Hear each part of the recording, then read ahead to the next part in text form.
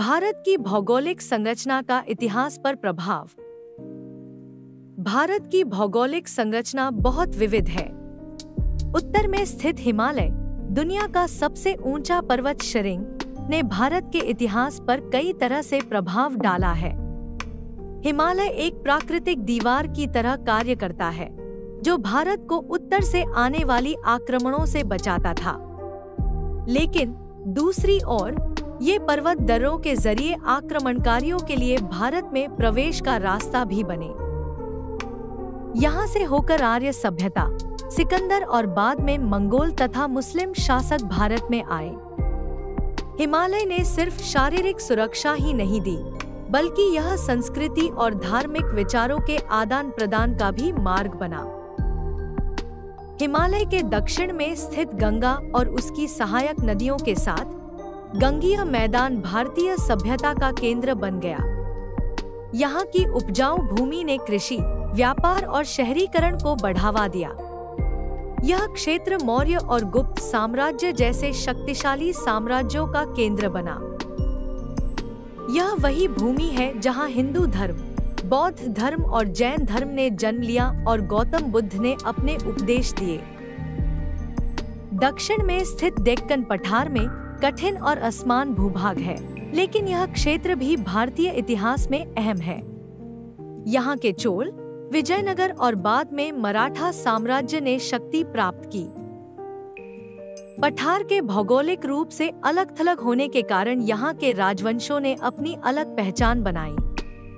उदाहरण के लिए, चोल साम्राज्य ने समुद्र मार्गों का उपयोग करते हुए दक्षिण पूर्व एशिया में अपनी शक्तियां स्थापित की, और मराठों ने भी इस क्षेत्र के कठिन भूभाग का फायदा उठाकर मुगल साम्राज्य के खिलाफ युद्ध लड़ा।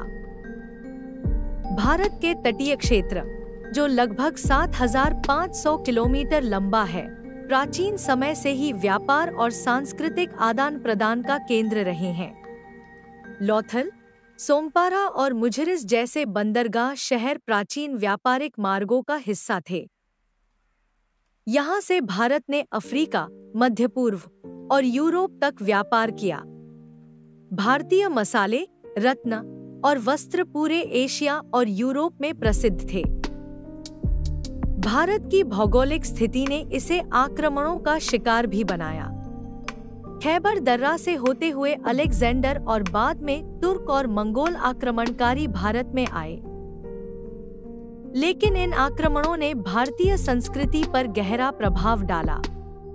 दिल्ली सुल्तानत और मुगल साम्राज्य में पारसी, मध्य एशियाई और अफगान संस्कृतियों का मिश्रण हुआ, जो भारतीय संस्कृति के साथ घुल-मिलकर एक नई पहचान बनाने में सफल हुआ।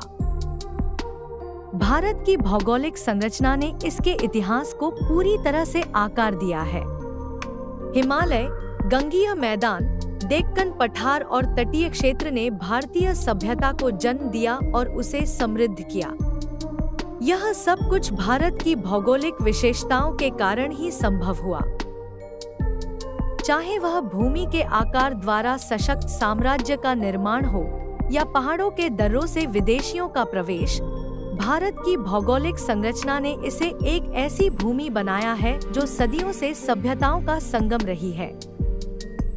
तो अगली बार जब आप भारत के नक्शे को देखें, याद रखिए कि इसके पर्वत, नदियाँ, मरुस्थल और समुद्र सिर्फ भौगोलिक विशेषताएं नहीं हैं, बल्कि यही वो तत्व हैं जिन्होंने इस महान सभ्यता को आकार दिया।